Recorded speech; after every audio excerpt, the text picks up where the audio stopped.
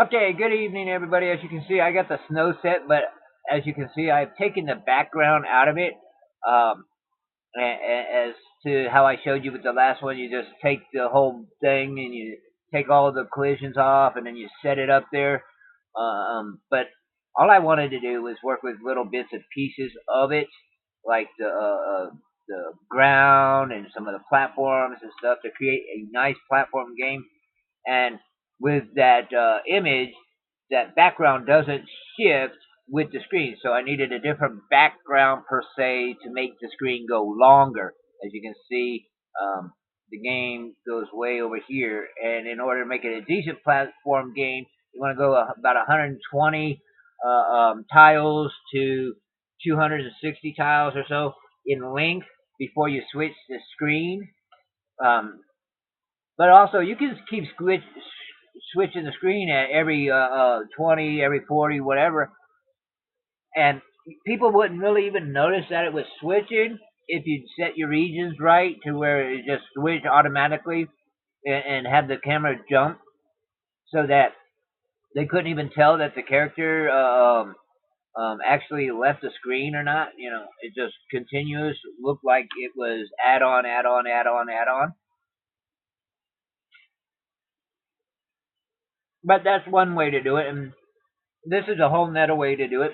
Is you create the whole thing, and then you can loop it so that after he goes through it one time, he goes through it again as level 4 or level 5 or scene 5 or whatever. You can have him loop right back through it and change the setting that says region 1 was already clicked, and now he's got another region that he has to go through in order to get there. You know, but that's more advanced game design, or you can just copy it for all that matters and not have to go with all the extra stuff. So if you wanted this certain section to be like multiple over and over and over again, you would just make duplicates and set your region, so forth. So if you really got a nice design going on, and we want to just keep multiplying it over and over and over again, that'd be the best way to go about it. Nice, simple, straightforward, especially if you're learning how to play games or make games. Okay, in this video, I wanted to show you actually how to do a custom tile set. In the last one, I showed you how to use a tile set. I didn't actually show you how to make customized pieces. As you can see, I've removed the background from the sides here, so that when it's set on that blue and white screen, it looks like it's actually supposed to be part of the screen here, you know, so that the background sets behind it.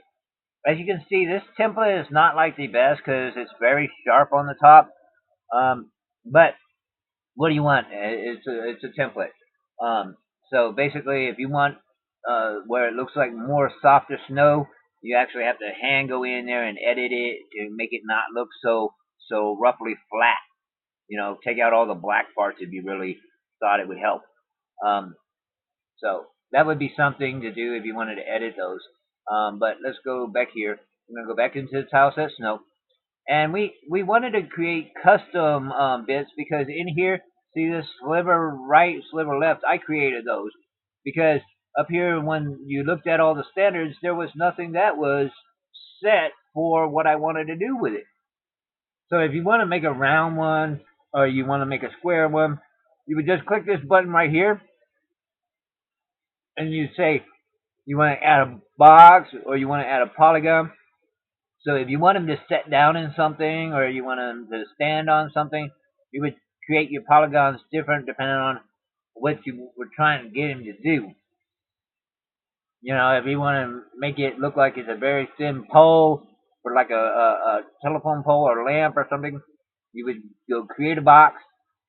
And let's see, our lamp is 50% by 50%, but we no, we want to go 25%.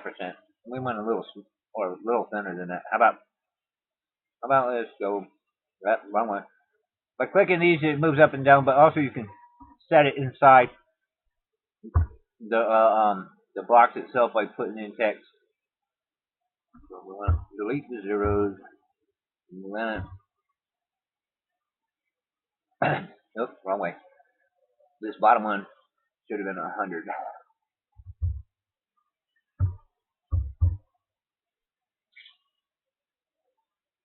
Okay, now my pole is 15% wide, and it's 100% long, but I don't want it on the side. Since it's a pole, I want it in the middle, so I want to move the position to, say, 50%, and that should do it.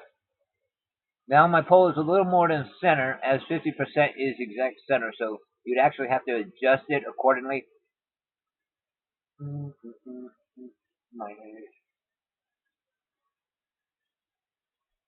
as you can see, the line is moving. I think we're about as center in that block as we can get. And then you would just give it a name called pole. And that gives you the ability to save it. So now we have pole, which if we have a specific use for it, like if you wanted to have it as a regular pole, or if you just wanted to use it as a blocker and somebody couldn't see it happening, you know, just something that they'd have to go over.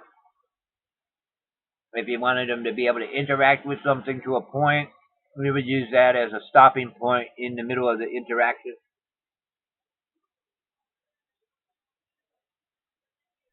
Like if you wanted them to like pretend like they're washing their hands or something, you would use a pole so that they look like they're right up in the sink, you know.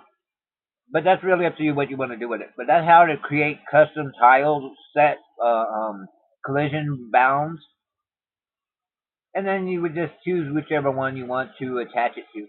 But I have nothing at this moment in time to attach it to. So that's how to set those. Now with my tile sets, as we did before, you can see I still have all the snow stuff.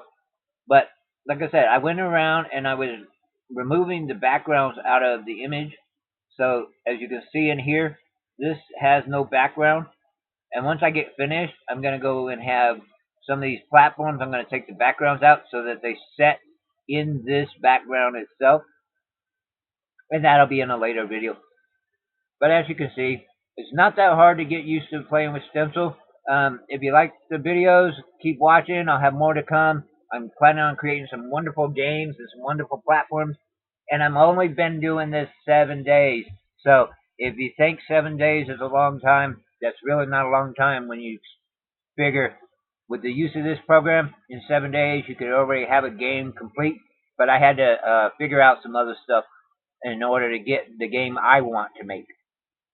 Okay? So enjoy the videos. Have a great one. Leave comments. If you want to see something, let me know, and I'll try and figure out how it's done. If I can't find it, I will ask somebody else. That's the best way to do it. Okay? So leave comments below. Enjoy.